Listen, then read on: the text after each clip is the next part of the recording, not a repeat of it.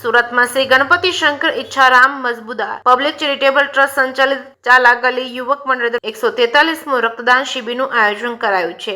આ ટ્રસ્ટનો મુખ્ય ઉદ્દેશ થેલેસેમિયાગ્રસ્ત પીડાતા બાળકોને નિઃશુલ્ક બ્લડ પૂરું પાડવામાં આવે છે। આ શિબિરમાં લોકો ખૂબ મોટી સંખ્યામાં સ્વૈચ્છિક રક્તદાન કરી 384 યુનિટ રક્ત એકત્ર થયું હતું। બોડી સંખ્યામાં લોકોએ બ્લડ આપ્યું હતું। જે કે સિંહ ગુજરાતી સાથે સુનિલ ગંજાવાલા, સુરત। ગણપતિ શંકર ઈચ્છારામ મજમુદાર પબ્લિક ચેરિટેબલ ટ્રસ્ટ અને ચાલા ગલી યુવક મંડળ વતી હું યોગેશ ડિમ્બર અમારા આ વિક્રમી 143માં રક્તદાન શિબિરમાં આપ સૌનું સ્વાગત કરું છું।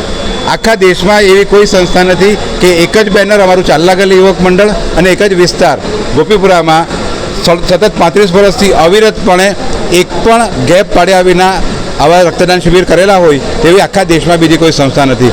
આજ સુધીમાં લગભગ 1800થી વધારે રક્તદાન શિબિર અને શહેરને 1,09,000 જેટલા રક્ત એકમો આપવા માટે અમે નિમિત્ત બનેલા છે, જેને કારણે અંદાજે 3.25 લાખથી વધારે જિંદગીઓ બચાવવામાં અમે બધા ભાગીદાર બનેલા છીએ।